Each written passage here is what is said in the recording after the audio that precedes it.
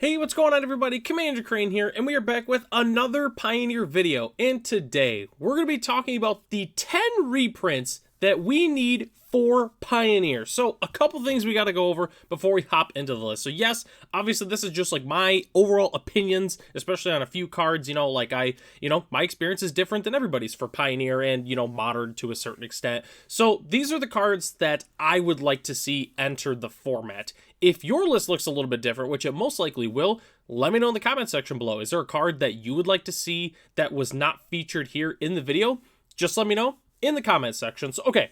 And the other thing I want to talk about is, I do apologize that like half of the list is cards from the Innistrad block, which, I mean, it makes sense. It's the newest block that was not featured in Pioneer. So, like a lot of those cards are going to be stronger on average and yada yada. So if you wonder why there's a whole bunch of Innistrad cards, like you know why. So, all right, let's go and hop to the list. Okay.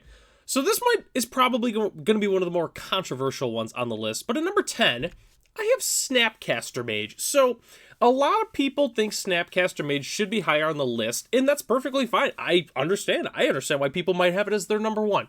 I have it at number 10 though, because whereas I do think Snapcaster Mage would be fine for the overall metagame, I do think it's like slightly above the curve in terms of power level. So like, if it got reprinted in the next set, I'd be like, okay, sweet, awesome, but I don't want to say quite concerned, but, I think it's a little stronger than the curve. Like, it's kind of like how Karn was before Karn was banned in the format. Like, it's a little bit too strong for the format, and obviously Karn had to get banned, and Snapcaster Mage would never get banned. I'm pretty sure. I don't see why it ever would, but, it's definitely it's definitely worth testing for sure. The other thing I want to mention with this card, and this is kind of the reason I have it on the list, is it's a wizard, and I really want the wizard archetype to get more boosts and be better than it already is, so that's kind of why I also included Snapcaster Mage. So that is my number 10 card. So number 9, we have Restoration Angel / Soul Herder. So obviously they're like somewhat similar cards, but they're a little bit different, but I want to see some more blink strategies in Pioneer. There's not very many of them, and I think one of these two cards would definitely help that archetype. So obviously Restoration Angel, classic card, exiles a non-angel and then returns it to the battlefield card is awesome. And Soul Herder is, similar. At the beginning of your end step, you can blink, and then whatever creature is exiled from the battlefield, put a 1/1 counter on Soul Herder. I think both of these would be fantastic additions for Pioneer. Let me know in the comment section below also what you kind of think about this. I know Soul Herder is legal in Historic on Arena, and like when the card pops off, I mean, it is like really, really good when it does its thing. So let me know what you think about that personally. All right, so number 8, I have Lingering Souls / Intangible Virtue. And I know what you're thinking, like, oh, you're showing 2 different cards. Well, a lot of it's more of just like a core strategy, and these are the cards that would help the most. Okay, so Lingering Souls would be awesome for Pioneer. Virtually sees no modern play anymore. It used to be really, really good, obviously, but it's unplayable for the most part right now. And Intangible Virtue would be really sweet as well. Giving creature tokens +1/+1 in Vigilance would be huge for like any token deck. That would be fantastic. Would tokens go to like tier 1 or anything like that? No.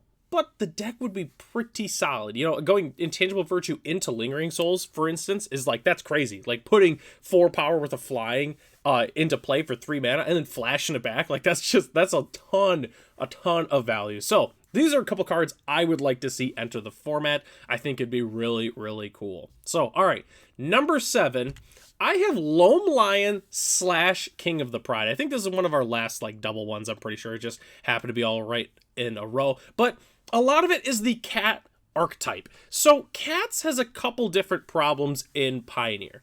The first problem being they don't have a 2-power 1-drop. All the 1-drops that are in the format is like, we kind of have like situational 2-power 1-drops, or we just flat out have like 1/1s for 1 or some medium 1/2 for 1. We don't have a 2-power cat.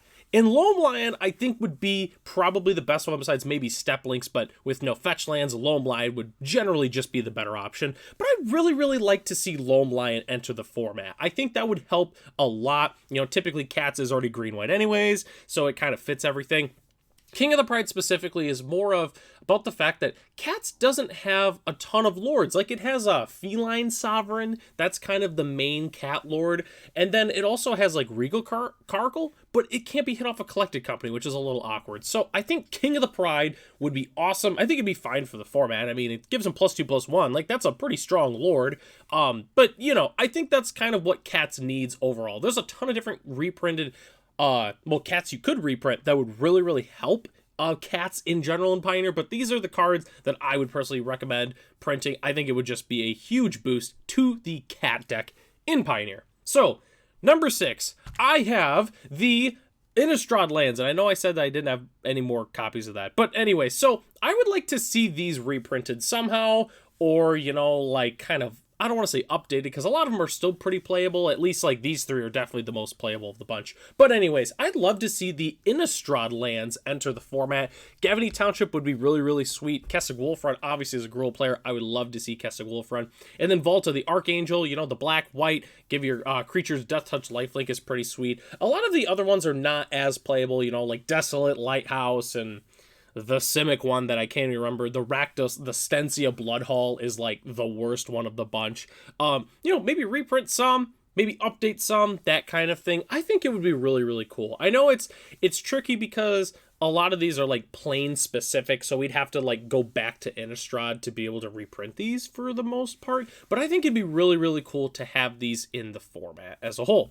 Okay, so now we're getting to the top 5. So now we're getting to the really, really spicy cards. So number 5, I have Dark Confidant, which I think is a very controversial thing for most people, you know, but so Dark Confidant virtually sees 0 play in Modern. I don't think I've seen a Dark Confidant cast in Modern since like 2019. It's been that long. I mean, the card has just not been very good for a long time, with obviously like just creatures getting more efficient and removal getting more efficient, and Dark Confidant really is just, it just isn't it anymore. And I think it would be pretty solid in the format. Definitely wouldn't be too broken. You know, compared to like some other cards, like it's like this card would be really not broken at all. So we'll see what happens. I'd love to see Dark Confidant at some point. They just reprinted it in Ravnica Remastered, which obviously that doesn't make it Pioneer legal, but who knows, you know, with printing that, and then if they did it in Standard, it would be really, really cheap. So everybody would be able to have access to Dark Confidant. So we'll kind of see what happens, but I would love to see it in the format as a whole.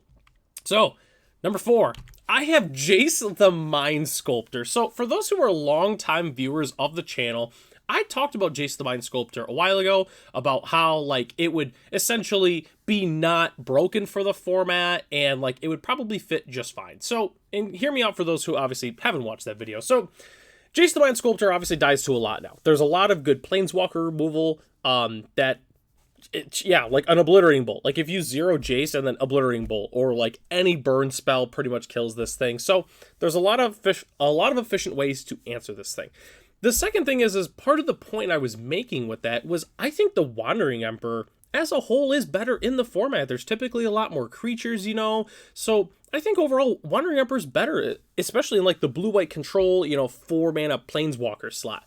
Would Jace be solid? Yeah, I think it'd be a solid Planeswalker, and, you know, like, obviously, like, the ceiling is, you know, like, your opponent has, like, one, maybe, you know, no cards in hand, you play a Jace, and you Fate Seal them, and then they just don't draw anything, and then you're done for, you know, so, which obviously, like, that can definitely be a little frustrating. But, you know, like, the floor is, like, they pay 4 mana to Brainstorm, and then it just dies on the next turn, you know, that kind of thing. So, I don't know. Jace the Mind Sculptor, I think it should be in the format. Will they ever put it in the format? I mean, probably eventually. It's probably not going to be anytime soon. But I think it would be perfectly reasonable for the format. Because you want to know what? We got Liliana of the Veil recently as a sweet reprint Planeswalker. So, now let's go ahead and do Jace next. You know, why not? So, number 3... I have Ghost Quarter, which I think is a surprise to some people, but not to some. So Ghost Quarter, essentially, like, Field of Ruin is everywhere in the format right now, just because it's pretty solid. I think we should put Ghost Quarter in. I think it would make, you know, like, a lot of the different... What am I trying to say? I guess, like, the decks that Field of Ruin are already good against, like, Ghost Quarter would be sweet. You know, it's not a lot of cost to it just because you don't have to pay 2 to be able to, you know, sacrifice it, that kind of thing. It's just really, really cheap land destruction, which I don't think of it as a land destruction spell. Like, obviously it destroys a land, but, like, you lose your land to be able to, you know, blow up there. So you're not, like... It's not like a 1-for-1 in a way. It's technically a 1-for-0. I guess you could consider it like that in some situations. But I think Ghost Quarter would be a clean answer for like the different like Thespian Sage and like Nykthos and, you know, like all the really, really good lands, like Sunken Citadel, for instance, in the format right now. I think this would be a clean answer for a lot of them that pretty much every deck could play. I mean, you could just play Ghost Quarter. Like Field of Ruin's a little awkward because you got to like play a bunch of extra basics and stuff to be able to search up with the Field of Ruin. Ghost Quarter just says, nah, just play Ghost Quarter. So, I don't know. I'd like to see this enter the format. And again, you could pretty much put it in any set. So, we'll see what happens. You know, like the Lost Caverns of Ixalan one, that one was terrible. The one where you make a treasure, whatever. Anyways, just print Ghost Quarter into Pioneer.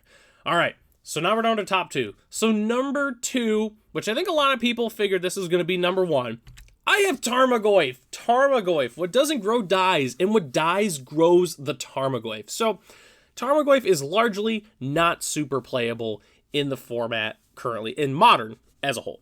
So I actually made a video a couple months ago on the channel here featuring Tarmogoyf in Pioneer. Kind of what that would like look like. You know, we slotted it into a Golgari midrange deck, and it was pretty solid. But you want to know what? It didn't seem like the best card in the deck, though. That's the thing. You know, we built a solid midrange deck, has some graveyard synergies to it, you know, so you can get the Tarmogoyf kind of big, and it wasn't overly broken. The other reason I would love to see Tarmogoyf come into Pioneer is because it's a fan favorite card. People love Tarmogoyf. Like, you know, even the people that, you know, like they hate it, but they love it at the same time, or, you know, they hated it because it was so expensive. They never really got to play with it. Tarmogoyf is a fan favorite card. Let's bring it back to the format. Because you want to know what? Some people, just because it goes into Pioneer, might decide to give it a shot. Like, man, I want to play Tarmogoyf. I want to play Tarmogoyf in a format where it's actually solid. So, because of those reasons, I would love to see Tarmogoyf enter the Pioneer format. And again, I've been playing Pioneer since the format's been created, and I think it would be perfectly fair for the format. So Wizards of the Coast, do the right thing. Give us Tarmogoyf in Pioneer. So, okay, number 1. We got the number 1 card on the list. And I would like to say, before I reveal this number 1 card, this is 100% biased. This is just me. This isn't some metagame, you know, like this would fix the metagame or anything. This is just a card that I want to see enter the format. And that's Thundermaw Hellkite. I've talked about Thundermaw Hellkite so many different times on this channel. You all should be tired of it by now. But I want to see Thundermaw Hellkite in the format. I could talk for an hour of why it should be in the format, but here are my quick bullet points. Okay, so Thundermaw Hellkite is the original design for a 5-mana dragon with flying and haste. You know, we have cards like Glorybringer, we have cards like Stormbreath Dragon, Goldspan Dragon, Skargan Hellkite, whatever. All of the 5-mana dragons are essentially based off of Thundermaw Hellkite.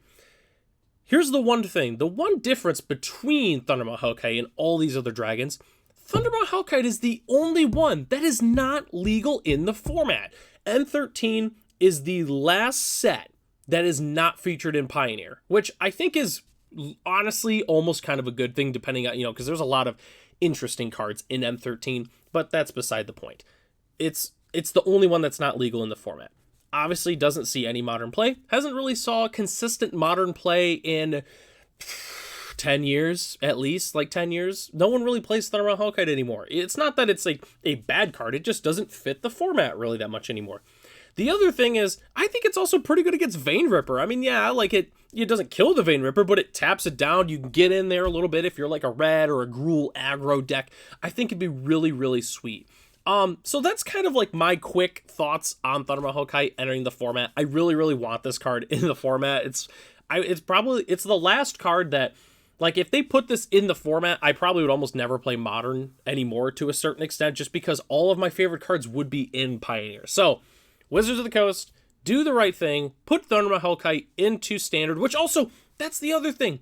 Baneslayer Angel is like the, you know, like the yin and yang to Thundermaw Hellkite, and Baneslayer has re-entered Pioneer. Like, and it's not even doing anything either. So if you're scared of it being too good, like, I promise you it's not going to be too good. So just do the right thing. Put Thundermaw Hellkite into Pioneer, so, which I would say that, so I'll stop talking about it, but I'll probably just end up talking about it more because it enters the format. But anyways, Thundermaw Hellkite, that is my number 1 card on the list. Which takes us to the end of the video. Thanks so much for watching.